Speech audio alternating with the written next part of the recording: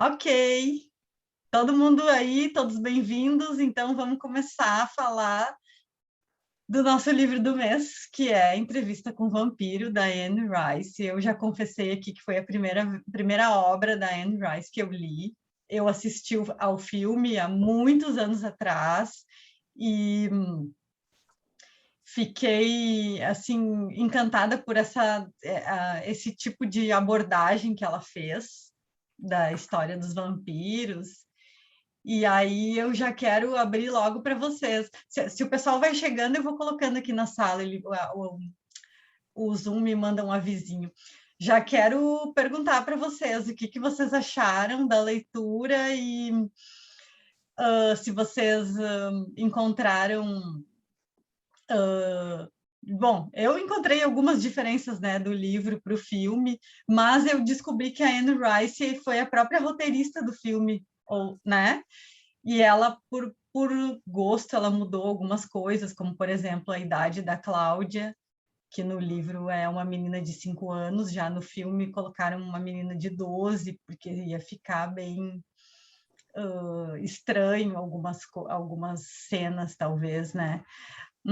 Eu acho que tem muita coisa para a gente falar da Cláudia, mas pela impressão geral de vocês. O que vocês acharam dessa abordagem sobre vampiros, por exemplo? Bom, Vampiros. Vai, Arthur. eu, pessoalmente, quando eu li Entrevista com o Vampiro, eu já me identifiquei demais. É o que eu falei, eu tinha começado as Crônicas Vampirescas por Cântico de Sangue, que é um livro que o Lestat já está maduro, já se passa na contemporaneidade, ele já desenvolveu toda a ética vampírica dele, etc. E aí depois eu fui para Entrevista com o Vampiro. Acho que a característica que mais me pegou no livro é de uma melancolia e de um luto muito forte. A gente sempre trabalha muito a questão da homoafetividade, que é algo extremamente presente na obra, mas a questão do luto é um tema central fortíssimo, né? A gente tem o Louis aí com a perda da família, a perda do irmão, o próprio Lestat é um cara em luto permanente por tudo, e a gente vê que isso vem um pouquinho da morte da filha da Anne Rice, né? Porque ela escreveu o livro, se não me engano, ela estreou o livro, né? Lançou o livro em 76, e ela tinha perdido uma filha em 72, né? E o livro parece que é uma espécie de mensagem de luto pela filha. Tanto que parece que a Cláudia é inspirada na filha da Anne Rice, né? Agora, eu acho que Entrevista com o Vampiro, me permitindo fazer uma piada, é muito aquela coisa assim, o pessoal fala que não existe hétero quando a barata voa, né? E também não existe hétero na hora de admirar a obra de Anne Rice, sabe? E eu acho que é muito interessante porque tem aquela questão da teoria queer, que até teve alguém que mandou um vídeo no WhatsApp falando, e na contemporaneidade eu vejo pouco espaço para você trabalhar dentro da teoria queer, aquela ideia dos homens que são héteros, mas que não se identificam com a normatividade cis. Isso é muito forte, muito presente, principalmente no meio artístico, né? Eu costumo conhecer muita gente que quer escrever, que quer se expressar artisticamente, e costumam ser pessoas que não se veem como mantenedores, ou como o machão típico que a sociedade espera que eles sejam. E o Entrevista com o Vampiro, apesar do conteúdo homoafetivo, em tese, eu sou hétero, conheço muita gente hétero que está fora do padrão cis, eu vejo que o Lestat tem esse caminho também, né? Quando você lê o Vampiro Lestat, esperava-se dele que ele fosse o macho alfa regular, e ele acaba não sendo, mas ao mesmo tempo ele encontra o jeito dele extravasar dentro disso. E o Entrevista com o Vampiro é uma leitura que me pegou muito justamente por eu poder ver outros homens liberados sexualmente dos seus compromissos sociais e autorizados a transgredir, inclusive a se sentir mal pela transgressão, criticar essa própria transgressão. É muito... Eu sou fascinado pelo universo das crônicas vampirescas. Muito bom. E eu acho que agora tu falando, eu comecei a me lembrar de várias coisas assim durante a leitura que eu fiquei pensando. Em primeiro lugar, essa abordagem do Louis contando a história, que o Louis seria. Será que dá para considerar que o Louis seria o duplo do Lestat? O Lestat é o animal, né? Enquanto que o Louis é o sentimental, enfim. E, e essa tentativa de aproximar o vampiro, torná-lo mais humano. depois teve outras, né? Depois teve outras iniciativas, com até o próprio Crepúsculo, assim, acabou tornando os vampiros mais próximos do humano, com sentimentos, com isso, né? Mas essa abordagem do Louis, olhando para a própria existência e para essa maldição da vida, de uma vida que não termina nunca, é uma coisa que me pegou muito nesse livro, assim. Não sei se vocês, eu acho que agora tu comentando que ela falou que ela meio que quis assim trabalhar esse luto, ficou muito claro para mim certas coisas que eu já tinha percebido durante a leitura, que ela contesta muito, muito, muito esse negócio da finitude, da não finitude, né, da vida humana e do que seria uma vida eterna, que seria a vida dos vampiros. Isso me pegou, foram coisas que me pegaram muito assim durante a leitura do livro. Eu concordo com o Lestat ser uma espécie de contraparte do Louis, até porque tem aquela questão de que o Louis quis o que aconteceu com ele, né? Ele quis essa não vida, e ele tem uma recusa muito forte, uma reatividade muito grande por essa não vida. O Lestat é o caminho contrário, ele não escolheu, ele foi transformado sem voluntariedade, mas ele abraçou o que aconteceu com ele. Eu acho que carrega muito a questão do existencialismo sartriano, né? Que é até aquele clichê. O que acontece com você não é responsabilidade sua, mas o que você faz com isso é responsabilidade sua. E eu acho que isso é um tema muito presente tanto para o Louis quanto para o Lestat. O que eles estão fazendo com aquilo que aconteceu com eles, né? É muito, muito, muito. E depois eu comecei a viajar muito num momento que eles. Uma hora, não vou lembrar, mas é mais ali para o início do livro, que eles estão bebendo sangue e eles se alimentam de sangue. Aí eu comecei a viajar muito naquela história assim, ó, como se aquele corpo, né, aquela carcaça deles, que permanece sempre jovem, assim como a da Cláudia, que permanece sempre uma menina, não vai sofrer a ação do tempo, mas como se aquilo ali fosse só por exemplo, o que passa como a vida das outras pessoas mortais que passam, o que passa por ali é o sangue, né? Seria quase como o corpo seria como é que eu vou me expressar de uma maneira assim? Seria o ambiente de passagem da vida, que a vida é o sangue e o corpo seria só um objeto para transportar a vida, que entra e depois que se esvai. Eu comecei a viajar muito nisso aí, nessa parte do livro, sabe? Achei muito, muito interessante. Eu gostei de um lance que ele fala muito sobre religião, mas ele não é religioso, mas ao mesmo tempo ele valoriza a vida, né? Ele valoriza a vida, tem uma moral, né, que não é uma moral cristã, esbarra com a moral cristã, embora ele não seja religioso, é também legal. Certo e errado não tem nada a ver com religião. É interessante que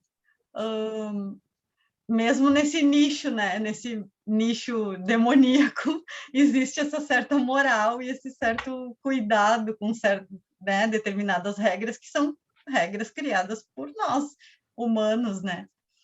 Bem interessante. E o que vocês acharam temas polêmicos? Gente, o que vocês acharam da relação principalmente do Louis com a Cláudia? Esse é o problema sério de conversar sobre o livro, né? Meio incestuosa. Muito, né? Eu acho que ela é muito incestuosa e, assim, me lembra muito Lolita, pelo menos na leitura do livro.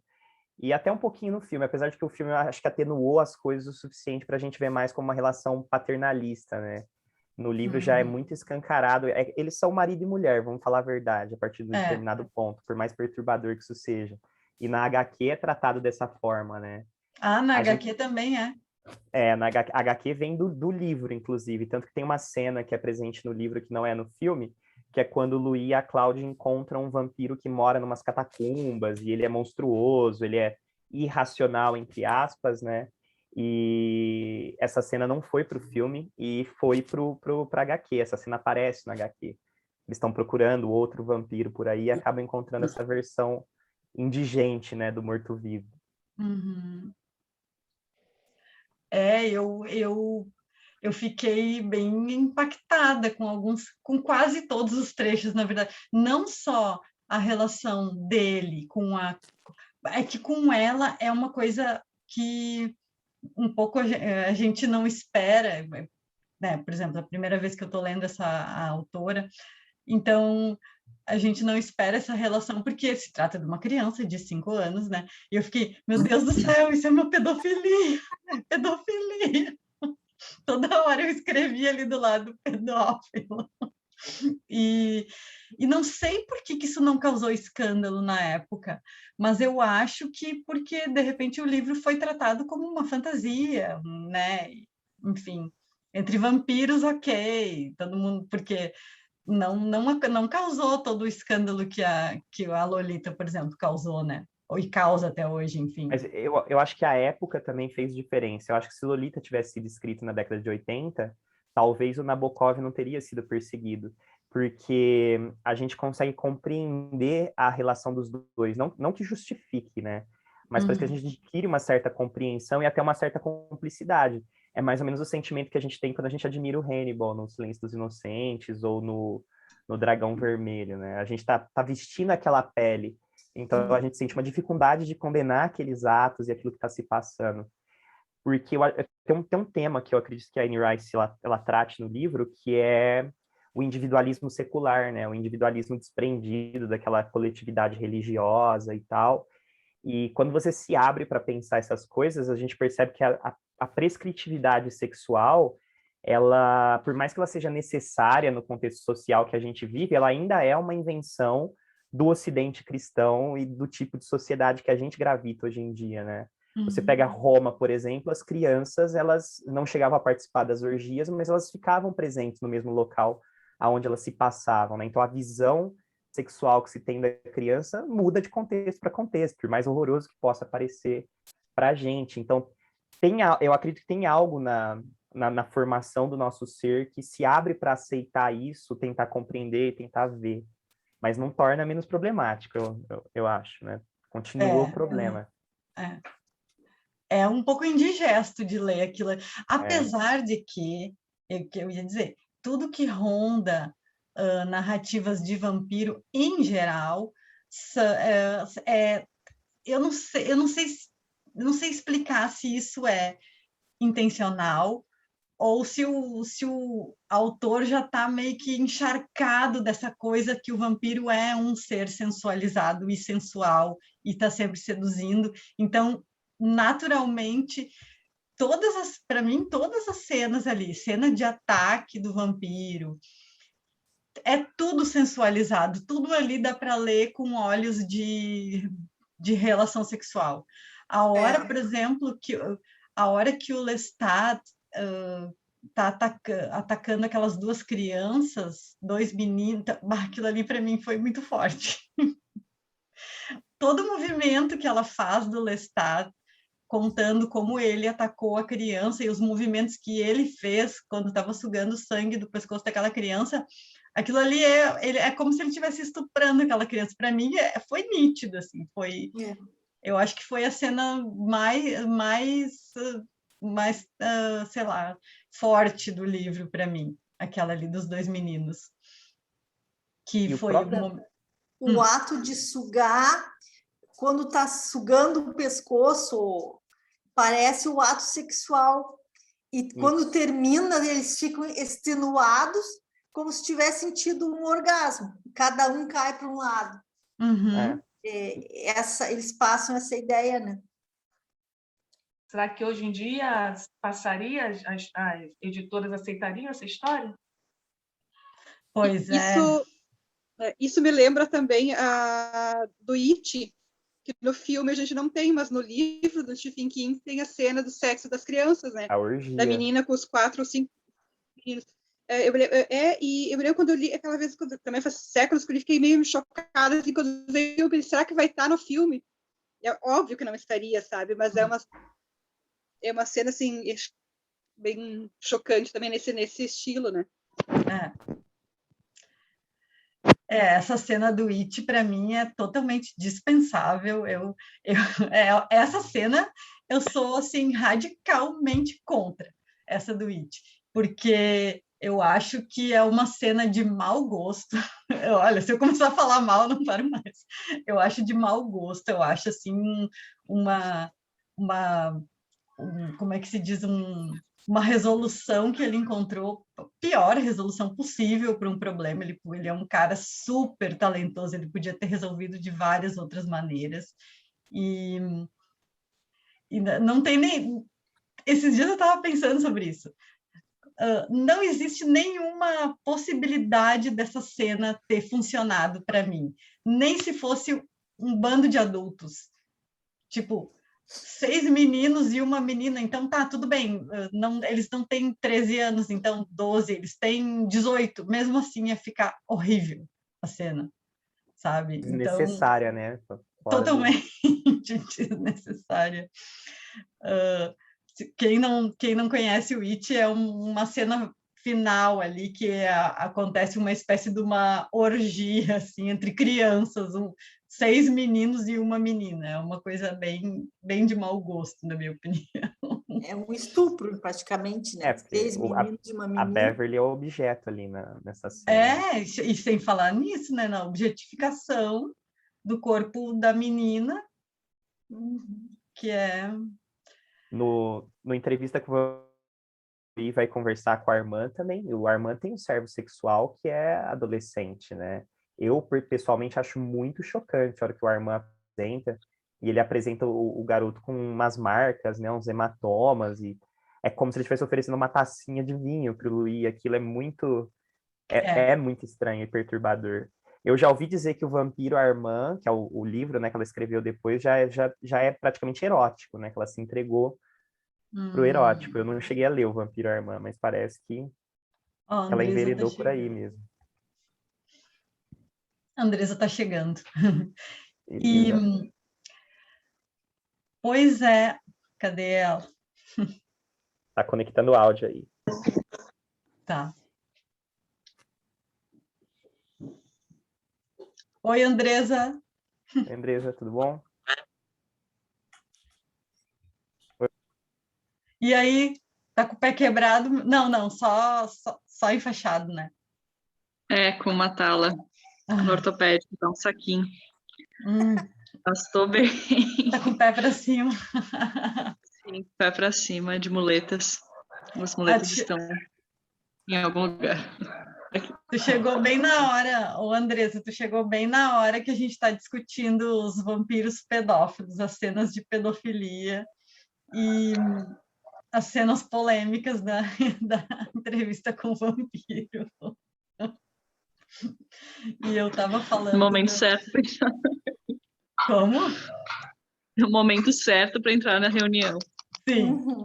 Pois é, vocês que viram o filme agora recentemente, eu acabei não vendo, mas essas cenas não aparecem muito bem no filme, assim, né? Tá bem disfarçadinho, assim, para não ficar tão chocante o negócio, né? Trecho que a Cláudia beija, né, os lábios do Louis. Não, ela fala meu amor, tal, tem uma conotação, mas passa assim meio batido. No filme.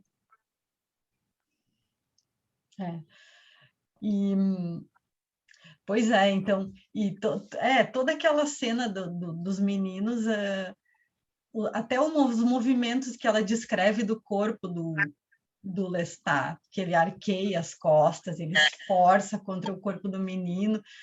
Gente, eu fiquei muito perturbada com aquela descrição toda. E aí eu fiquei pensando que, assim, esses dias atrás eu falei que eu li uma dentro dessas escritoras latinas que eu estou lendo, uma equatoriana, que é a Ampuero, que é um livro de contos que chama Rinha de Galos. Muito bom, aliás, quem quiser. Deixa eu anotar. É da editora Moinhos. E eu li também a Alejandra Costa Manha, que é chilena, também é contos da editora Moinhos. E aí, e tem uns contos que são pesadíssimos, assim, pesadíssimos, que exploram esse negócio, exploram incesto, exploram violência sexual, assim, pesada mesmo. E aí eu estava falando, daí eu estava me lembrando da última leitura que a gente fez, que foi O Monge, que tem cenas pesadíssimas também, que também tem cena de incesto, tem de tudo que é estupro.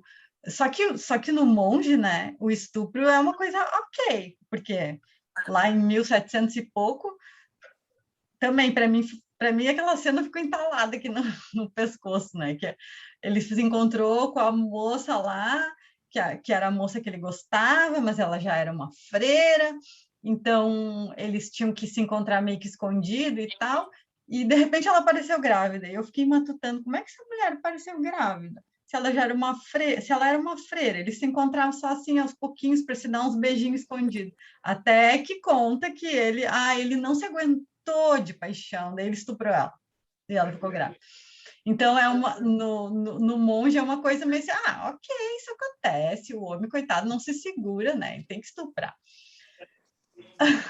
Mas aí daí eu fiquei pensando nessas mulheres latinas que descrevem essas coisas bem pavorosas, e fiquei fazendo essa conexão com O Monge, que também é um livro que tem cenas pavorosas nesse sentido de violência e violência sexual e incesto também e tudo.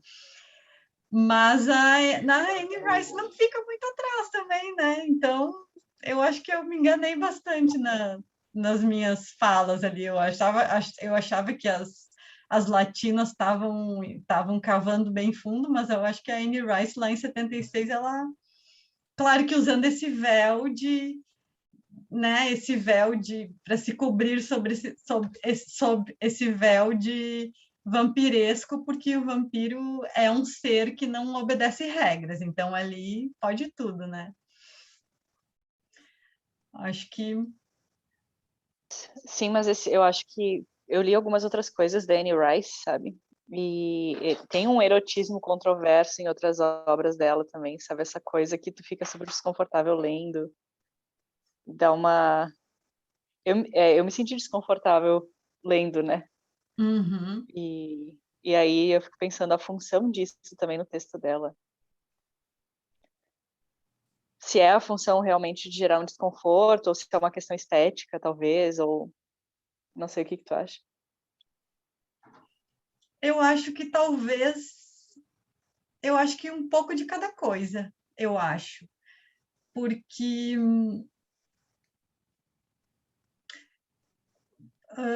vamos ver, esteticamente tem um público que curte assim uma narrativa que vá mais fundo, assim, que trate... Eu nem sei se isso é só horror ou se já pula para um campo além do horror, sabe? Que é essa descrição bem literal desses sofrimentos, né? Tem público que curte bastante, tem público que... Eu já sou de um público que já gosto mais das ameaças, assim, eu sou mais do terror, né? Vocês já me conhecem um pouquinho, que eu sou mais do terror. Mas que, para mim, até é aquela sensação de repugnância que a gente fala, né? Que a gente vai lendo e vai ficando... Aí dando um mal-estar. Mas eu acho que talvez seja uma... O que tu me perguntou, se é uma questão estética ou se é uma questão... O que era outra provocar questão? Desconforto. Para causar desconforto. Para provocar desconforto, no leitor. Eu acho que é um pouco de cada, não sei, né? Mas eu penso que é um pouco de cada coisa. Eu escutei sobre o... Ai, gente, só eu tô falando, vocês falem aí, porque eu sou uma tagarela que não para nunca. E também eu fiquei tão doida com esse livro, eu amei tanto esse livro. Mas sobre o... Ainda falando sobre o monge, esses dias a gente fez lá no Escuro Medo uma live com o Cid Vale, que é o cara, que é o editor da Sebo Clepsidra, que é um cara que manja muito, muito, muito de gótico, ele adora. E ele lê muito e traduz muitas coisas e tal. E ele falou que O Monge é o livro gótico favorito dele, porque ele diz que foi o primeiro que contou assim de forma escrachada, literal, todos esses tipos de sofrimento. Então tem um público bem grande que aprecia, né, esse tipo de estética no texto. Eu acho que, inclusive, transcende o terror e o gótico, porque esses dias atrás estava tendo aquela polêmica do Twitter sobre os pagamentos da Amazon, e aí teve aquela história dos autores de Hot serem os bem-sucedidos, né? E eu conheço menos que nada de romance hot, e aí eu entrei na Amazon para ver o que era mais vendido. E aí eu não lembro nem o nome do livro, mas eu fui ler a sinopse, e a protagonista é uma mulher que jogando em Valahaz, ela é praticamente refém de um mafioso nos Estados Unidos. E a capa e o que deu a entender é que a excitação vem disso, né? Dela ser refém desse mafioso, se relacionar sexualmente com ele, etc. E recentemente eu também estava ouvindo um podcast, umas meninas estavam comentando sobre um livro de fantasia, e eu não entendi o que são as criaturas, mas deu a entender que elas são imortais. Me pareceu alguma coisa parecida com aquele livro da Cassandra Clare, dos caras que estão caçando demônio e tal. E parece que tem uma cena que dois personagens se relacionam e que o homem, ele começa a cena dando uma facada na mulher. E as meninas, elas estavam discutindo que a cena é incrível, que elas adoravam a cena e elas estavam problematizando, né?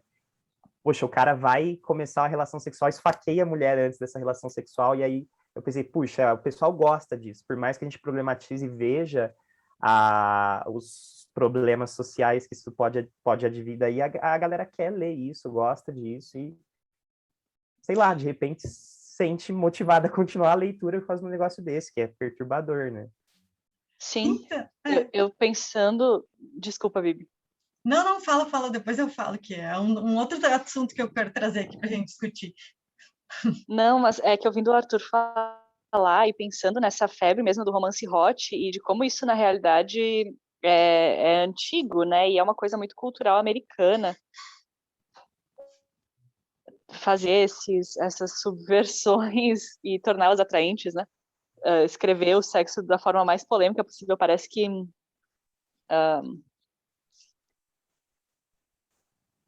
eu não sei, é como se... E o próprio Stephen King, às vezes, faz isso, assim... Eu Já sinto falamos. em alguns...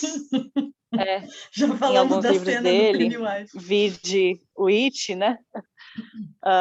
Parece que pega uma coisa que seria totalmente imoral e que não seria aceito no mundo real, mas aí coloca na Netflix e romantiza aquilo. E eu sinto que é uma coisa muito americana fazer isso, né? Não sei se vocês têm essa sensação também. Eu tenho essa percepção, mas eu não sei se é só americana, porque você pega material que vem do Japão, principalmente anime, e sem querer ofender quem gosta de anime, mas os caras romantizam cena de estupro. Tem Berserker, teve até a polêmica recente, os caras vendem o bonequinho da moça no meio do estupro, e aí eu paro e penso que isso vai ainda além da sociedade norte-americana. Eu acho que sim. É. Então, esse era o gancho que eu queria escreve uma cena, a gente pensa, eu vou descrever toda essa violência ou eu vou deixar no subtexto? Eu nunca sei o que eu faço, porque parece que vai ser tão cruel tu descrever aquilo, detalhe por detalhe. Geralmente eu nunca sei o que eu faço. E às vezes na hora de escrever a gente já se sente mal, né? Isso. Tem que se desapegar muito, ter uma capacidade de deslocar o autor de você mesmo para poder escrever um lance desse. É complicado. Eu acho que a gente tem que considerar também um detalhe. O Stephen King, não importa a barbaridade que ele fizer, o que ele escrever, a gente sabe que ele está 100% livre para falar, né? Porque o cara é consagrado e tal. A Anne Rice, eu acho que a discussão fica mais forte, porque o Entrevista com o Vampiro é o primeiro... É um livro que ela teve recusa, né? Ela estava se iniciando com Entrevista com o Vampiro. Então, é uma coragem muito forte dela ter colocado isso no livro. Apesar de que o marido dela já era escritor e tal, mas para alguém como a Anne Rice conseguir se consagrar com base nesse tanto de coisa polêmica que ela trabalhou, chega a ser até, de certa forma, um mérito por parte dela, né? Mas eu queria comentar só que eu acredito que se não tivesse essa sexualidade meio chocante, tornaria o livro inverossímil. Eu acho que descolaria dos personagens e dos conflitos e dos temas que eles trabalham. Eu acho que era forçoso a sexualidade em Entrevista com o Vampiro ser dessa forma. Acho que a gente não compraria se houvesse mais respeito pela figura da Cláudia, ou mesmo entre eles, ou se o Armand também não fosse um pedófilo estuprador. A gente fecharia o livro e pararia, sabe? Eu penso. Super concordo. Porque eu penso nesse livro tem uma coisa muito animal, né? Do vampiro, assim, uma coisa... claro que é tudo por trás, né, em busca do alimento, né, de se alimentar, de se nutrir, do sangue e tal. Mas é uma coisa, é um instinto animal muito forte. E os animais, eles vivem assim, eles não têm a nossa consciência, vamos dizer assim. Embora os vampiros tenham, né, os vampiros vão dizer tem o pior ou o melhor de cada mundo, que seria a consciência humana, mas o instinto animal muito aflorado. Não sei dizer se isso é o pior ou o melhor dos dois mundos. E eu queria perguntar para vocês, pegando aquele gancho que o Arthur falou antes dessa parte da erotização das histórias de horror, em especial a história de vampiro. E, de novo, voltando àquela parte do monge que eu estava falando, o Cid disse que, quando foi lançado, era considerado uma narrativa de horror, mas era considerado um livro hot também, o monge, por incrível que pareça, aquelas cenas horrorosas de estupro, e as mulheres liam e consideravam um livro hot. Então, eu queria saber a opinião de vocês, porque quando ele me disse isso, eu fiquei assim, não acredito! E eu fiquei chocada, sabe? Mas eu queria saber a opinião de vocês sobre isso. Eu tive que faltar no bate-papo do monge, que aconteceu, eu tive um problema pessoal, né? Aí não deu para eu estar no dia. Eu queria muito ter estado, porque eu adorei o monge, eu achei uma leitura fascinante. Só que eu percebi que o livro, ele tem como causa motivadora a própria repressão sexual. Se aqueles personagens vivessem numa sociedade onde não houvesse repressão sexual, aquele livro não teria acontecido, literalmente falando. Então, acho que o monge dependia, inclusive, dessa sexualidade transtornada para existir, simplesmente porque o conflito da história é justamente esse. Toda a página do monge é alguém que, por não poder transar com outro alguém, acabou movendo um caminhão de problema, que vai de fantasma até pacto com o diabo. E eu fiquei fascinado pela leitura parece que o autor era consciente daquilo, pelo próprio jeito que os personagens falam e se comportam, e o próprio, eu acho que é o Marquês das Cisternas, que quer resgatar a moça e tal, fica claro, né, que é uma gente muito engaiolada precisando arrombar a gaiola. E eu super concordo, né? A sexualidade na questão do monge também não poderia ter sido de outro jeito. E eu acho que tem um pouquinho do voyeurismo também. Eu fico imaginando para o pessoal no século XVIII ter a oportunidade de abrir essas páginas e ler isso devia ser extasiante, né? Você pega o Marquês de Sade, quando ele foi preso pelo Napoleão e colocado no sanatório, todas as obras dele sofreram censura e elas, em tese, era para elas nem serem vendidas, e elas vendiam caminhão pelas ruas. A polícia napoleônica apreendia e aí, na sequência, estava sendo vendido de novo. Não, e eles liam bastante esse pessoal assim do gótico e que gostava de uma literatura de horror, era bem próxima da literatura ali. Pois eu acho que o horror tem essa chavinha, ele liga essa chavinha do erótico e do sensual na gente. Eu, em geral, assim. Sim, e eu acho que ele também se conecta justamente querendo mostrar o pior lado disso, né? Que é meio que o que aparece no Monge, é o que a gente vê ali no It, é o que também mostra no Entrevista com o Vampiro. E eu acho que isso vem muito também do que, acho que foi o Arthur que falou, ou foi tu, Bibi, que o vampiro pode tudo. Foi tu, Bibi, né? O Fui eu. vampiro pode Foi tudo, ela. né? Então, se ele pode tudo, não tem limites, não tem limite de perversão, de maldade, então vamos pôr tudo de pior nessa criatura que suporta tudo isso, porque se fosse colocado num ser humano, o peso de tudo isso na humanidade desmancharia a personagem, né? Não seria crível. É. Então faz todo sentido o que o Arthur falou, tipo, não tem como esse livro ser diferente, não tem como esse livro não trazer isso dessa forma, né? Sim, quebrar diversas regras morais, né? E eu acho que isso é muito do terror, na realidade, porque eu acho que os autores de terror, a gente, né, identifica justamente isso. Eu tô pensando também no livro de contos da nossa oficina que vai sair, que tem um conto do Arthur e tem 2 contos da Sinara.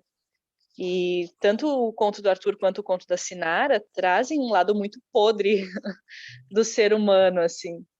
E eu acho que é nosso papel como escritores de terror olhar para isso, porque a maioria das pessoas não quer olhar. Então a gente olha e a gente cutuca para expor mesmo, né? E para transformar isso em algo digerível. Então a pessoa vai ler sabendo que já foi digerido por alguém, que é o escritor, e que isso não é uma realidade, mas não é a realidade ao mesmo tempo. Então facilita, eu acho também. Inclusive, eu comentar assim nessa questão, nessa seara, que eu acho que fica muito aquém das narrativas de horror quando a gente tenta. É muito complicado, é muito problemático isso que eu vou falar, mas eu acho que fica muito aquém das narrativas de horror quando alguém tenta criticar elas, puxando o fio da crítica pela questão da violência, do excesso, do abuso, etc. Eu concordo que tudo que um artista faz é responsabilidade dele, mas eu acho que quando a gente senta para fazer uma obra de horror, é muito complicado a gente se tolher e ser eufêmico em certos aspectos, às vezes porque o objetivo é justamente escancarar um lado nosso que não é colocado em pauta de maneira adequada. Aquela série da Amazon Prime recente, por exemplo, Dan, né, eu comecei gostando muito e a hora que eu terminei eu não gostei nem um pouco. Mas eu lembro que tinha uma crítica que falava que era uma pornografia de traumas afrodescendentes, né, Dan, e que acabava não acrescentando nada, e etc, etc. Eu acabei concordando com o artigo em si, porque eu achei que o resultado do seriado foi pífio. Mas eu não sei se é possível a gente pegar nesse nervo do horror e fazer essa crítica, justamente porque, por exemplo, se eu me abrir para discutir serial killers, do que serve eu eufemizar esse fenômeno, saca? O pessoal, por exemplo, fala muito, a literatura tem uma questão horrorosa para ser trabalhada no quesito violência contra a mulher. Mas aí no romance policial a mulher é vítima preferencial das histórias. Mas o grande problema é que você pega as estatísticas do mundo real e é assim aqui também. Então, do que me adianta eu me fechar na estética para algo que acontece ao meu redor? Eu fico questionando muito essa questão. Eu acho que super concordo com tudo que tu falou, porque é bem o que tu disse antes. A gente tem que ler, tem que problematizar e ainda assim se permitir, ó, gostei do tema que foi trazido, da forma que foi trazido, me fez mal, me causou repugnância, tudo isso, mas acho que gostei de ler, ou enfim, né, apreciei a obra, aprecio o autor, eu acho que isso é o que importa, né?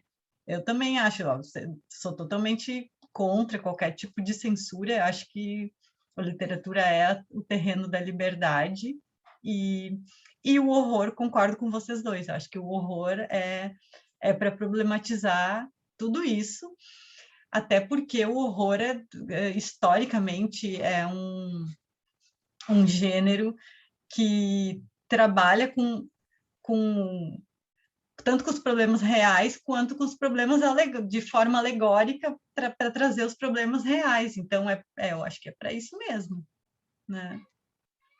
E eu queria levantar duas coisas também sobre essa questão, ainda sobre essa questão da estética e da sexualidade nas crônicas vampirescas, é que me parece muito tem a questão da transgressão, porque a gente vive no tempo que a gente vive.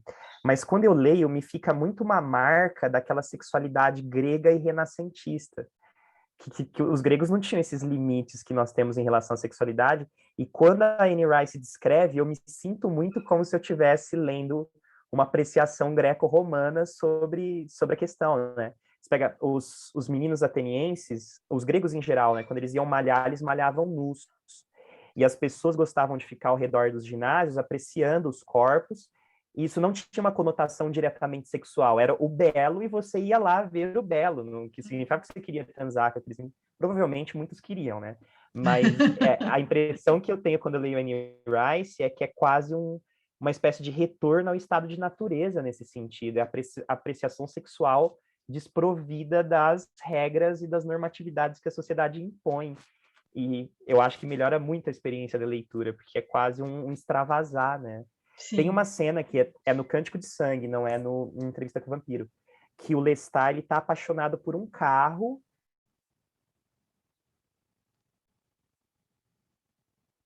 Ai, meu Deus.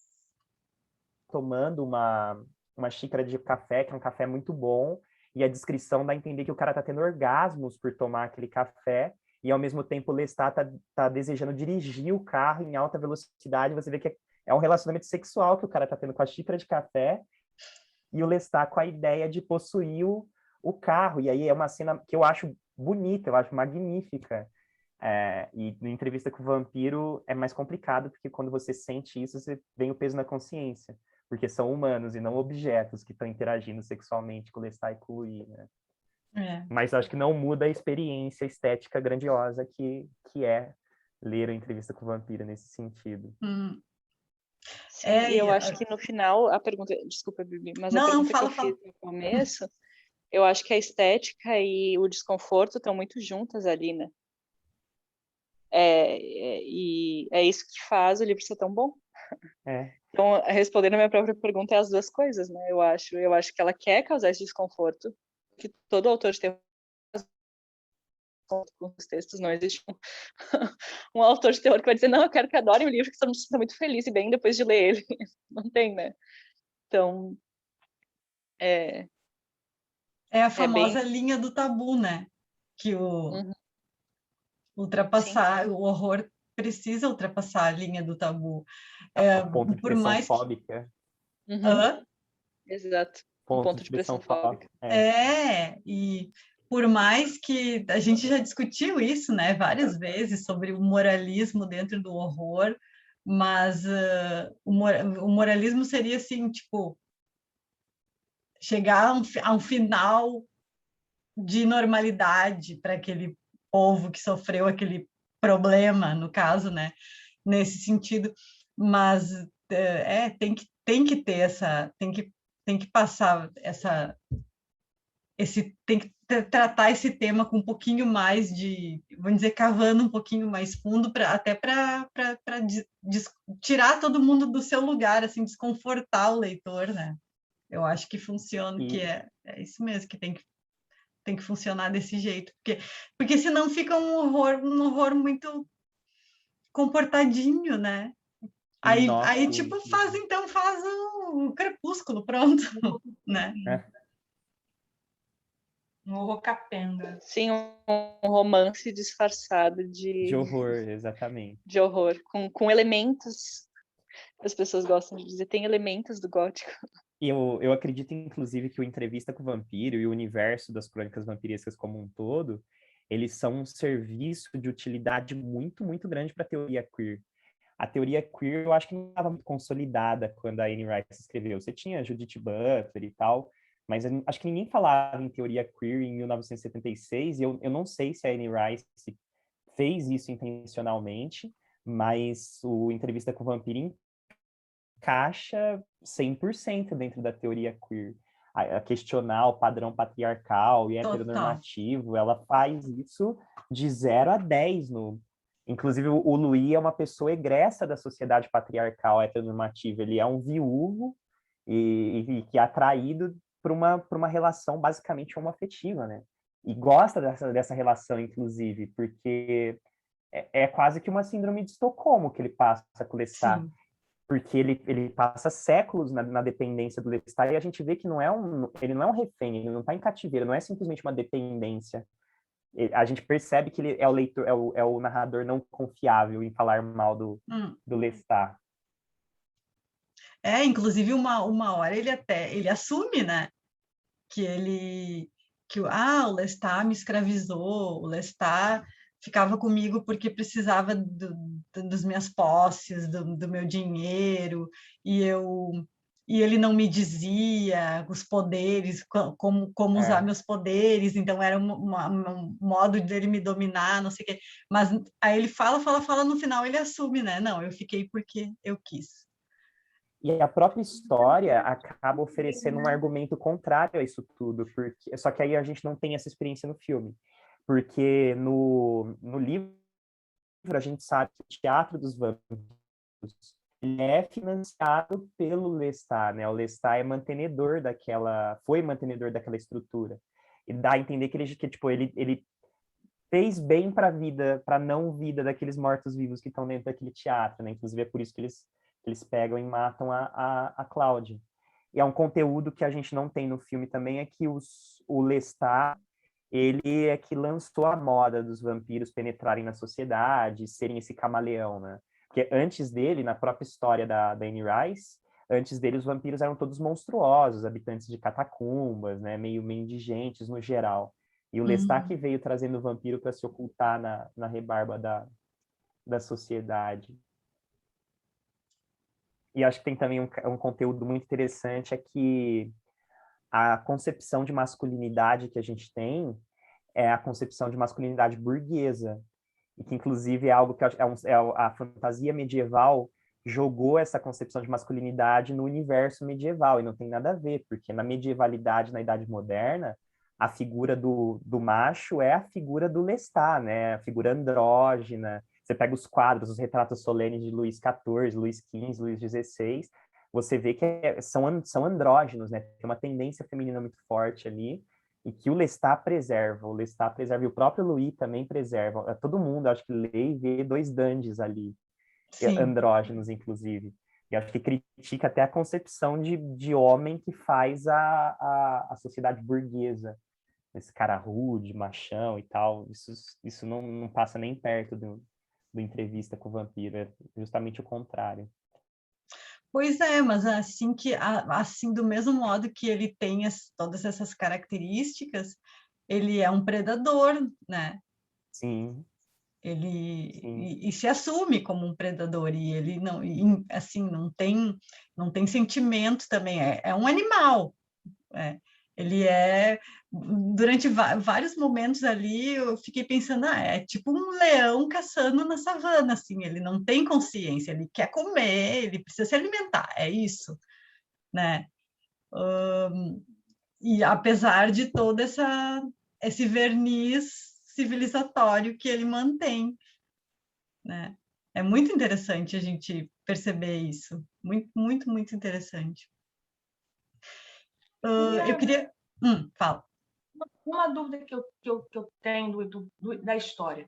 O irmão do Louis, ele foi morto pelo Lestat? Porque, para mim, ficou muito claro, porque fala que os escravos viram uma sombra e não sabem se ele caiu ou se ele pulou. Isso eu não entendi direito. Puxa, eu não tinha interpretado assim, Gláucia. Não sei, eu tinha interpretado que ele morreu, se matou, eu acho, não sei, ele estava numa depressão, né? É o que eu entendi também. E o Louis se culpava por não ter, ou não ter conversado com ele, não ter sido muito presente nesse sofrimento. Pelo que eu entendi, era isso, mas eu não cheguei a pensar no Lestat atacando ele. Porque eles, quando na história, falam que os escravos viram uma sombra, teve uma coisa confusa. Eu fiquei pensando, será que foi o Lestat que matou o irmão dele para poder se aproximar dele? Depois vou ler de novo para ver se... graças a Deus. Pode. Numa dessas, de repente. Porque ele tanto o Louis precisava dele, quanto ele talvez até ele precisasse mais do Louis pela riqueza e para ter uma pessoa bancando a vida de luxo dele, né? Então, de repente, pode até ser. E a codependência também, né? O Lestat também tem codependência pelo Louis e vice-versa. Deixa eu perguntar uma coisa para vocês que eu li, mas eu fiquei pensando nesse outro subtexto, fiquei refletindo sobre isso, que uma das explicações para essa história e tal é que ela tinha sido escrita no período do surgimento da AIDS, então seria um dos subtextos, o HIV e tal, até pela própria união homoafetiva, que quando surgiu a AIDS, todo mundo dizia que era uma doença, né, que passava pelo sangue, mas também passava pela relação sexual, e todo mundo tinha aquela espécie daquele preconceito, né, a doença gay, enfim, não sei como é, eu acho que era câncer gay que chamava, era uma coisa assim, mas... falavam câncer gay. Mas foi escrito em 76, eu acho que a 76 já tinha AIDS, eu não 79 cheguei... AIDS. A AIDS foi em 79. anos Perdão, 80, eu Maristela. acho. Oi? Foi anos 80 a AIDS, né? Se eu não me engano, o primeiro caso de AIDS é de 1979. Mas na verdade, eu Perdão. estive lendo sobre isso recentemente num livro que eu estava revisando, que tinha de AIDS. A AIDS ela é bem mais antiga, mas a explosão de casos que chegou nos Estados Unidos e começou a ficar fama foi ali início dos anos 80. A partir de 79, 80 mesmo. Então, foi posterior ao livro. Mas eu acho, Ilka, que isso tem um fundo, isso toca a obra da Anne Rice também, porque desde Drácula a gente nota que tem uma relação do vampiro com as doenças infecciosas em geral, né? O vampiro é um vetor, o vampiro é um vetor, tanto que ele é identificado com roedores, que são animais sinatrópicos por si, inclusive. Então, eu acho que acaba pegando qualquer história de vampiro, na verdade, vai acabar trazendo um pouco disso. E tem muito aquele negócio, tem muito forte aquele negócio de tu tem que sugar o sangue enquanto a pessoa está viva. Se a pessoa morrer, o vampiro morre também. Então tem que manter aquele coração batendo, nem que seja até um pouquinho. Isso também está muito presente, deixa eu ver, na série Drácula, na última, aquela que ninguém gostou, só eu gostei. Eu gostei só do primeiro EP, dos outros dois eu não gostei muito. Que ele diz, né, o Van Helsing, na verdade, é uma mulher, que eu achei super legal isso, e ela tá doente, e ele diz, né, acho que ele sente o cheiro, alguma coisa assim, e ele diz, não, eu não quero teu sangue porque tu tá morrendo.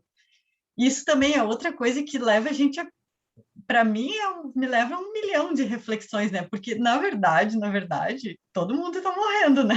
Todo mundo tem um dia a menos na vida.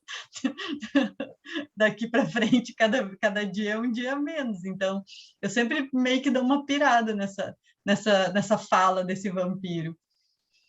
Eu queria trazer, tem um RPG que é o Vampiro à Máscara, que ele é fortemente inspirado em Anne Rice, né? Sem Anne Rice não teria aparecido o Vampiro à Máscara. E no Vampiro à Máscara, um dos problemas que os personagens sempre interpretam vampiros. E um dos problemas que o personagem enfrenta e que eles batem muito na tecla quando você lê o livro para mestrar ou para jogar, é justamente a questão das doenças infecciosas. Então, o que acontece? O vampiro, quando ele se alimenta, ele contrai, o corpo dele fica debilitado, dependendo da doença que a pessoa carrega, e quando ele vai, transporta a doença. Então, ele pode acabar sendo identificado por ficar por aí transportando AIDS ou outras doenças infecciosas, né? O vampiro da dengue. Tanto é vida quanto morte, né? Exatamente. E é uma doença a filha da Anne Rice morreu de leucemia. Leucemia, Que é doença de sangue. A Lucy estava com leucemia, entre aspas, no Drácula, né? Então... A Lucy... Nossa, a Lucy é uma das minhas personagens favoritas de todas as histórias de vampiro. Eu sou encantada com a Lucy. Aliás, agora, abrindo um parênteses aqui no nosso papo, que a Sebo Clepsidra vai lançar o Arthur vai gostar dessa história, que é uma versão sueca do Do Drácula, Drácula. que Eu vou apoiar, eu vou apoiar. que tem aquele dia que a gente estava conversando com o cara, com o Cid, eu quase apoiei. Eu só não apoiei porque eu olhei ali e falei, ai meu Deus, eu não posso gastar esse mês, já gastei demais. Aí não, Eu tô aí só voltei. esperando virar o cartão. Uhum. E eu tô super curiosa para ver como é que eles vão descrever a Lucy, porque ele disse que é uma narrativa muito mais um terror, cenas muito mais pesadas e muito mais erotizada do que poxa, o Drácula de Bram Stoker já é super um livro, para mim é um livro super erótico. Esse aqui da Anne Rice também é super, super erótico. Então, se eles vão trazer uma coisa mais erotizada ainda, eu quero ver. Fiquei super curiosa para ver, né? E para ver a Lucy dentro dessa narrativa, que é uma das minhas personagens favoritas. Mas falando em mulheres, personagens, e voltando agora ao livro da Anne Rice, uma coisa que me incomodou um pouco, agora eu vou lançar para vocês, se vocês concordam ou não. É isso, sabe? É um ambiente totalmente masculino e quem faz a roda da história girar são sempre os homens, né? E também isso me incomodou. E me incomodou esse negócio por exemplo, o Lestat está se divertindo com as mulheres prostitutas, parará. Quando ele está se divertindo mesmo com uma pessoa que ele admira, que ele gosta, é alguém, é um homem. Isso As me mulheres, eles se incomodou alimentam bastante só, nessa história. Eu acho que a Anne Rice recupera um pouco disso no Rainha dos Condenados, né? Que ela o quê, Maristela? Ela foi um pouquinho mais as mulheres de protagonista inverteu, ali. um pouquinho o papel. Tá. Inclusive porque o Lestat, no Cântico de Sangue, em outros livros, ele é apaixonado pela Rowan Mayfair, que é a líder do clã de bruxas Mayfair. E ele é assim, como eu posso dizer, ele é muito subserviente em relação a ela, né? Ele tá preso ali numa espécie de relacionamento tóxico por essa Rowan Mayfair. Embora ela seja um personagem legal, ele come o pão que o diabo amassou com a Rowan. Não sei se a Maristela leu As Bruxas Mayfair e Cântico de Sangue. Não li. Eu não lembro desse detalhe ali também. É porque aí é onde acabou o domínio masculino e começou o feminino, no Rainha dos Condenados também, né? E o Cântico de Sangue é total uma história do Lestat aprisionado pelo amor que ele tem com a Rowan Mayfair. Inclusive, tem uma relação... então. E tem uma relação sexual que ele tem com a Rowan no Cântico de Sangue que não deixa claro se o vampiro é capaz de penetrar ou não, mas dá a entender que não. Dá a entender que ele tem alguma atrofia em relação a isso. E aí você vê que ele é insuficiente em relação a ela. Né? Ele é insuficiente. O vampiro parece que ele tem outros meios do relacionar sexual, a questão do sangue e tal. E aí ela inverte um pouco esse papel. Porque se tu for ver, por exemplo, o amor romântico do Louis, que foi aquela Babette que ele teve lá no início, aquilo ali é um amor totalmente assexual, né? Assexuado, Platônico, ele não tem, ele não vê ela com nenhum tipo de desejo, assim, ele vê quase como uma admiração, como uma amiga mesmo, uma pessoa que ele quer proteger. E aí, quando ele tem um olhar de desejo pela filha,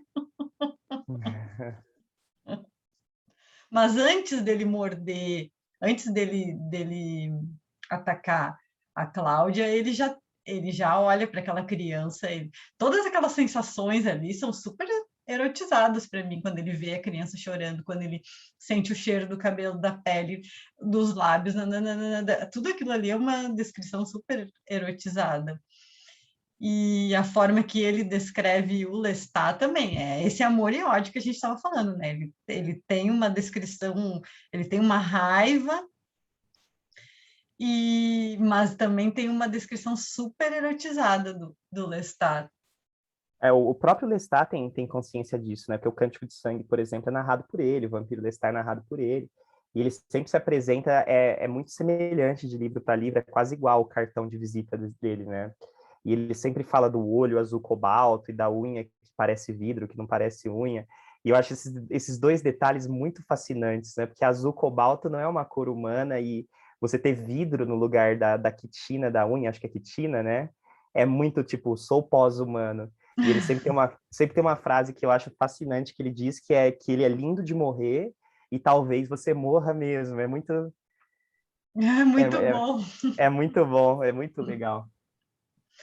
Depois eu vou te pedir, Arthur, coloca os nomes lá no grupo, os nomes desses livros. E quem tiver mais indicações também para a gente procurar, porque agora eu já fiquei super interessada nessa relação aí Porque o Lestat, na minha opinião, é um baita de um personagem. Eu acho ele muito mais interessante que o Louis, por exemplo.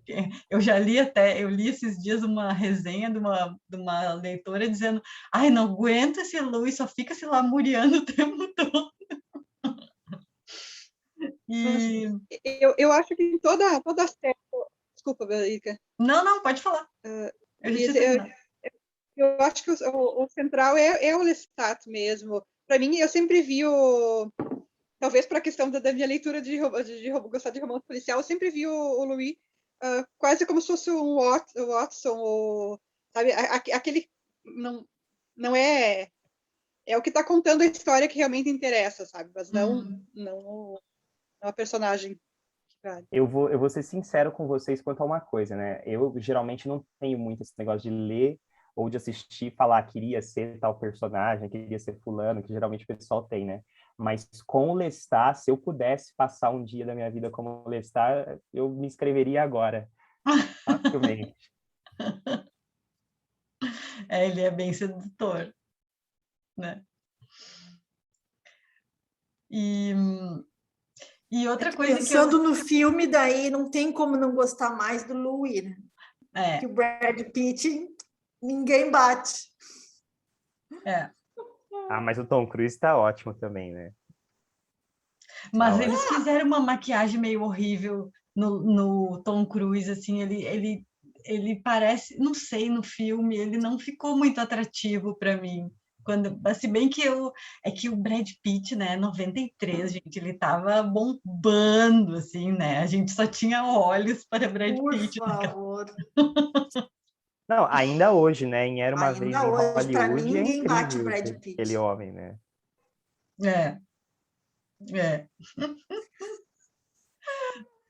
Ai, Cristo. Gente, deixa eu fazer uma recomendação para vocês aí, já que a gente está falando de vampiros. Tem um filme recente que ele tá mal avaliado no IMDb, mas ele tá muito bem avaliado no Rotten Tomatoes. Eu fui ver e eu gostei demais. Chama Jacob's Wife. Eu não sei se vocês já ouviram falar. Ele é um filme de terror desse ano. Vou pôr até o link aqui do Rotten Tomatoes. E o filme, ele conta a história de uma mulher que ela é casada com um pastor protestante. E o cara não é um picareta e tal, ele é um pastor protestante, dá a entender que é honesto, um cara legal e tal, mas é muito crente da doutrina cristã. E ela tá se sentindo muito entediada, né, pela falta de relação sexual e de agitação na vida deles, e ela acaba saindo para trair ele. Ela não sai propositalmente para trair, ela vai revisitar um colega, e aí surge a oportunidade, ela quase cai. E aí, nisso, ela e o possível amante, eles são atacados por um vampiro, e ela acaba sendo transformada. E aí o filme conta o processo da transformação dela, e a transformação dela é, na verdade, uma emancipação em relação ao marido.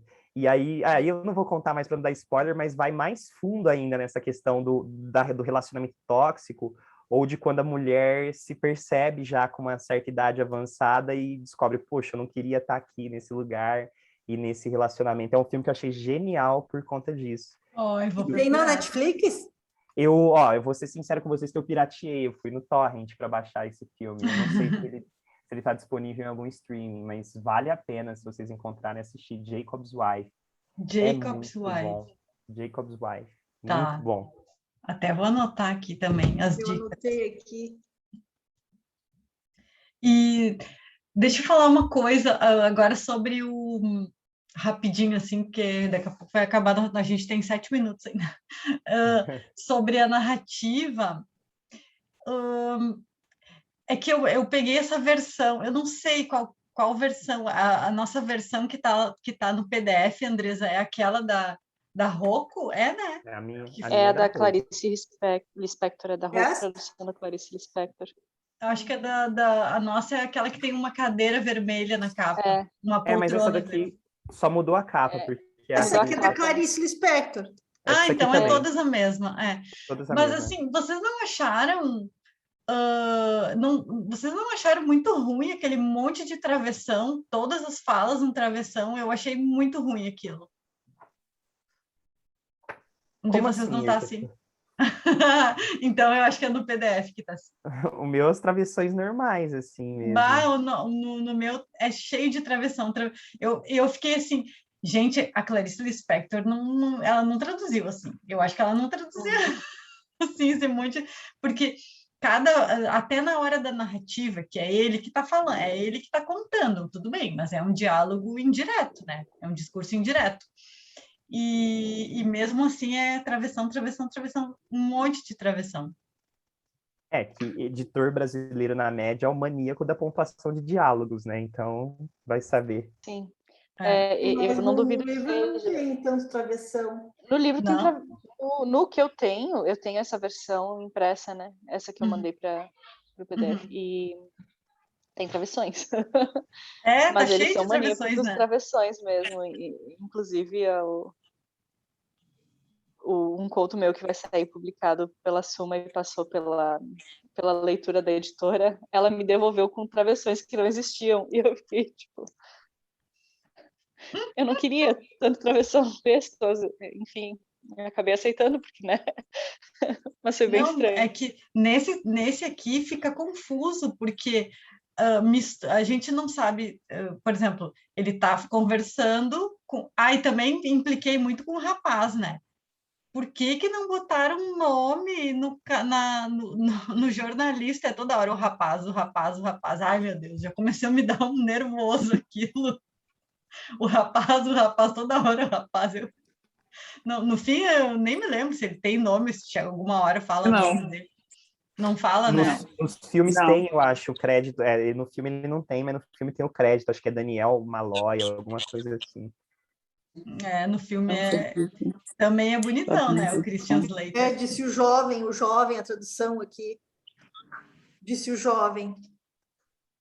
O rapaz, Aquilo ali é muito irritante, né? Porque será que não tem nome? Era irrelevante? Eu acho que ela... Olha, segundo o professor Assis Brasil, se o personagem tem importância na tua narrativa, ele tem que ter nome. Pois tem que ter, né? Então, e assim como tu não pode nomear um personagem que é irrelevante na narrativa. Se o personagem vai aparecer ali só para trocar uma lâmpada e nunca mais aparece, não põe nome na criatura. É o trocador de lâmpada. Mas se ele vai ser importante, vai aparecer, ele tem que ter nome, gente. Agora vocês estão tendo aí, prova viva. Eu me irritei demais com o rapaz, o jovem, o rapaz. E aí, daqui a pouco, a gente não sabe se é o rapaz da narrativa, se é o rapaz que está entrevistando. Olha, e ainda com esse monte de travessão, eu não sabia se era passado, se era atual. Ixi, enfim. Eu acho que tenha, talvez, aí uma teoria que eu acho que é fraca, é que a Anne Rice tentou utilizar o repórter como uma espécie de fantasia para a gente vestir, né? Inclusive, você sai do livro um pouco extasiado pela vida vampírica, tanto que os fãs de Anne Rice, eles queriam ser os vampiros de Anne Rice. Tanto que ela, eu não sei se ela faz ainda, mas todo ano a Anne Rice promove uma festa de Halloween. Tem até um nome, eu acho que é Lestat Fan Clubs, um negócio assim, é super concorrida essa festa, o pessoal se inscreve um ano antes dela acontecer, e tem aquele negócio no final da história do jornalista querer ser transformado, e o Louis falando, pô, mas você não entendeu tudo que eu tô te contando aqui, você não conseguiu entender, e é tipo, o leitor também não vai conseguir entender, então acho que a Anne Rice apontando o dedo na nossa cara e falando, tá vendo? E você gostou disso tudo que eu tô sabendo e tal. É um pouco assim, o Tarantino, eu acho que faz muito isso nos filmes dele, que a gente fica criticando a violência o tempo inteiro, e a hora que a violência sai no filme do Tarantino, você se sente extasiado, né? E eu acho que o universo das Crônicas Vampirescas é um pouco assim também. Eu acho que sim, eu acho que a gente fica com essa sensação mesmo. A gente também quer ser transformado e ter nossa, eu fiquei pensando muito nisso. Tanto é que os diálogos, além de todas essas cenas e tal, que me marcaram muito e tal, mas o que me pegou mesmo desse livro foi essa dicotomia, essa investigação entre o ser mortal e o ser eterno, e o quão maldito é você ser eterno, e isso foi o que ficou para mim desse livro. E mesmo sendo maldito todo mundo, porque a gente está sempre brigando contra a nossa finitude, né? Isso é humano, né? A gente não quer, ninguém quer morrer, né? Na verdade, se aparecesse um vampiro e te oferecesse essa possibilidade, muita gente ia dizer sim, eu quero, né? Eu estou tentando me lembrar, não sei qual que é, qual é, se é um filme, se é um livro, sei lá. Eu acho que é Senhor dos Anéis, que aparece uma cena de um casal e o cara vai viver o cara tem essa bênção aí de viver muitos anos. Não sei se é para sempre, mas é muitos anos. É o contrário. Eu acho que a Arryn que se desfaz da imortalidade para ficar com o Aragorn. Isso. A elfa, né? Isso. E aí alguém pergunta para ela, tem esse diálogo, né? Você realmente quer isso?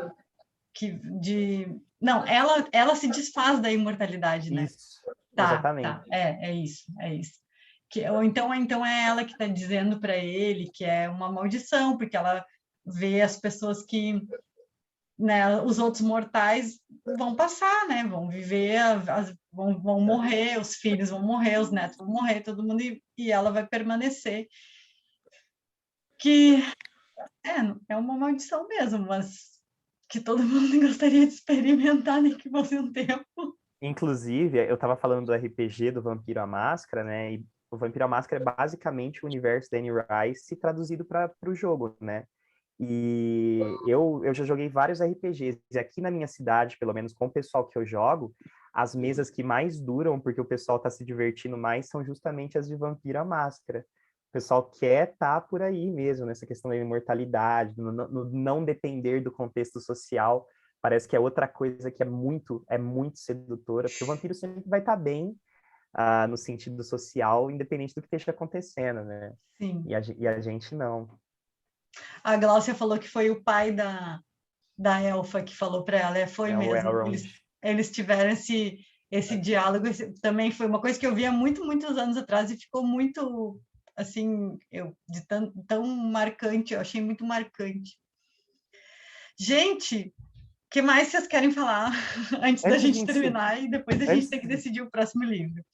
Antes de encerrar, vocês assistiram no Netflix o Céu Vermelho Sangue, Ainda de vampiros também? Eu achei muito legal o filme também. Só que aí explora uma outra relação dentro dessa maldição vampírica, que é a relação mãe e filho, né?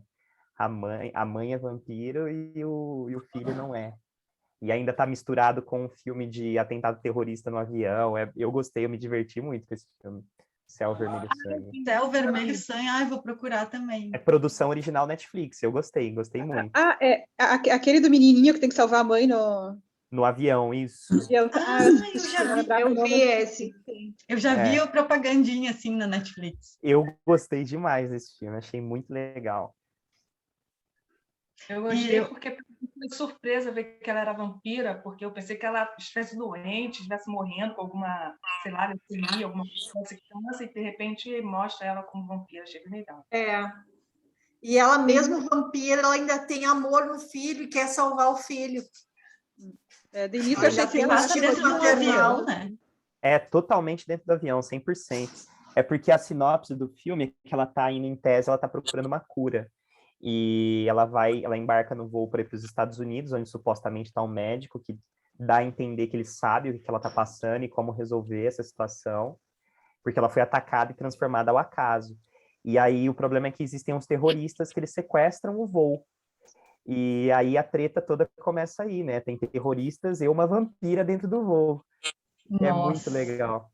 Eu adoro as obras de terror que elas colocam as pessoas numa furada inimaginável, né? Que é isso.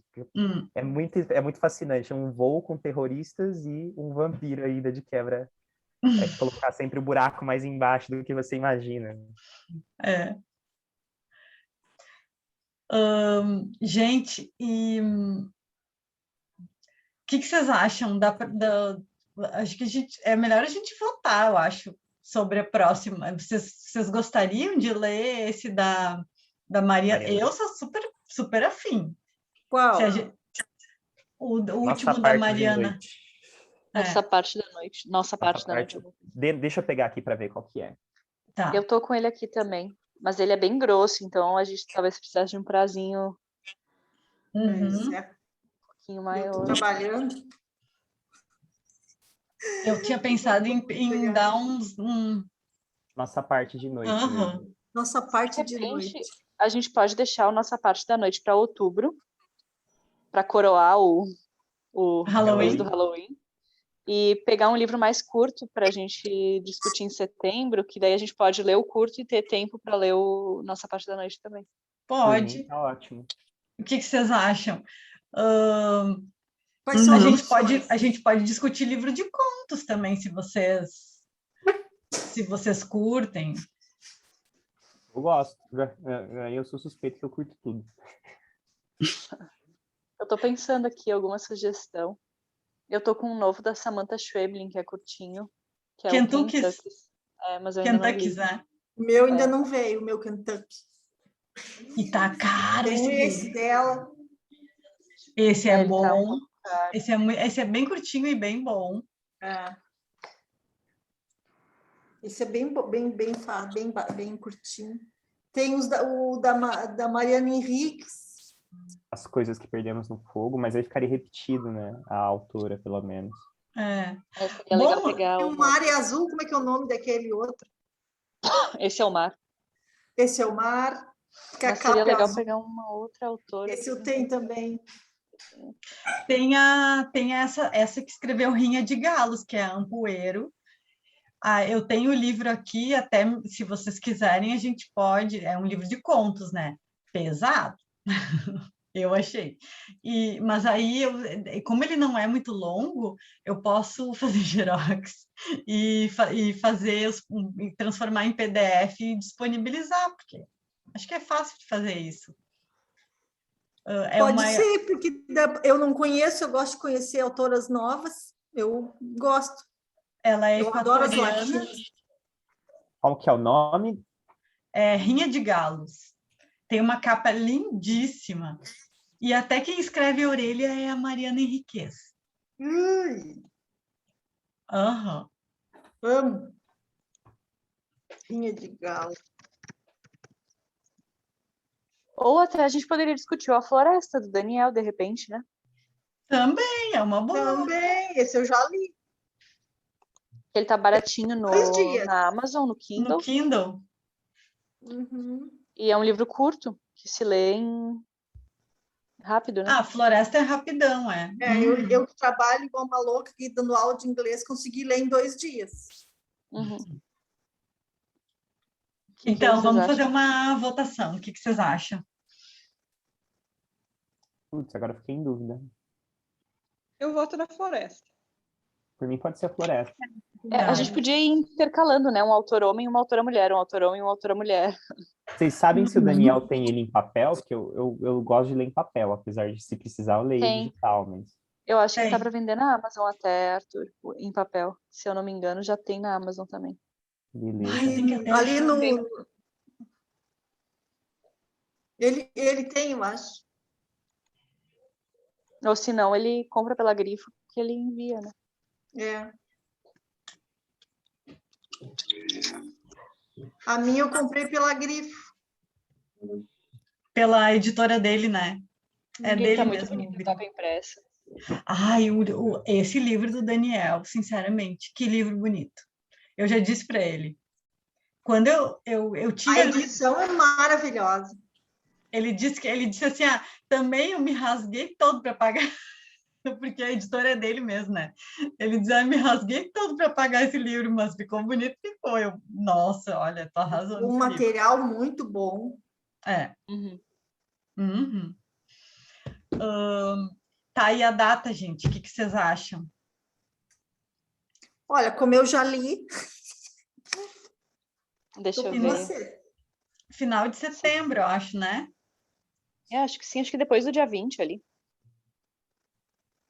Setembro, o único sábado que eu não vou poder é 18. Mas aí nos sequentes, Pode ser 25, eu acho, para dar um mês certinho, por mim, tranquilo. Pode ser. certo? E aí a gente ainda pode contar com a presença do autor, né, gente? É. Ia ser legal. Qual que é Porque o site da editora Grifo? ele tá nesse grupo aqui. grifo.com.br, eu acho. Beleza. Ele tá nesse grupo. Ele só Dá para comprar até por mensagem do Instagram ali. Ok. Dá para mandar pelo Instagram. Uhum. Deixa eu até ver. E deixa que eu até, de repente, eu dou uma xaropeada nele para ver se ele dá um desconto para os integrantes do Clube Escuro Medo. Pode deixar que eu dou uma chorada nele. Eu acho que ele dá sim, porque interesse também é ser lido, né? Claro, com certeza. Então, a Floresta fica para dia 25 de setembro. 25. Tá, certo? tá ótimo. Aí depois coloca aqui, ou no grupo do WhatsApp, o nome do livro de outubro. Ah, sim, o da Mariana. Nossa parte da Tá? noite. É que daí eu já Tá aí quero comprando para ir providenciando. lendo. Porque daí esse aqui eu já li. Uhum. Só Esse da releio Mariana, antes. ele tá um pouquinho mais, ele tá acho que uns R$64, mais ou menos. Mas eu acho que vai rolar PDF dele logo, viu? Porque os livros da Intrínseca normalmente dá um tempinho e sai, e a gente consegue achar ele em PDF, então.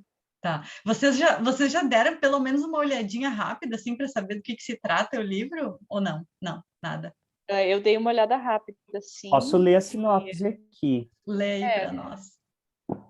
Um pai e um filho cruzam a Argentina de carro, de Buenos Aires até as Cataratas do Iguaçu, na fronteira com o Brasil.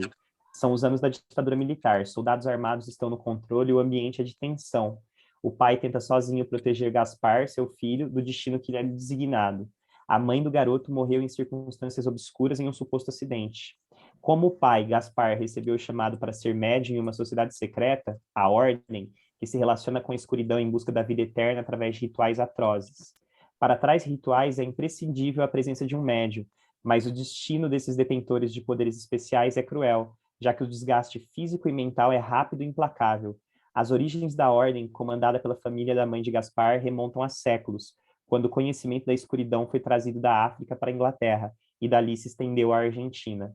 O terror sobrenatural se mistura com terrores bem reais neste romance perturbador e deslumbrante, com casas cujos interiores sofrem mutações, passagens que escondem monstros inimagináveis, rituais com sacrifícios humanos que envolvem êxtase e dor, andanças na Londres psicodélica dos anos 1960, onde a mãe de Gaspar conheceu um jovem cantor de aparência andrógena chamado David, fetiche por pálpebras humanas, liturgias sexuais enigmáticas, Nossa. e, ao fundo, a repressão da ditadura, os desaparecidos e, mais adiante, a chegada incerta da democracia e os primeiros casos de AIDS em Buenos Aires.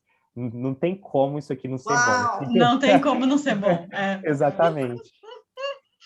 É verdade. Eu tô louca por esse livro. Queria tempo. Bom, eu tô com tempo, né? Esse tem sido o meu problema também. Eu comprei na pré-venda, porque Mariana Henriques, assim, para mim Eu comprei na pré-venda também. Comprei na pré-venda.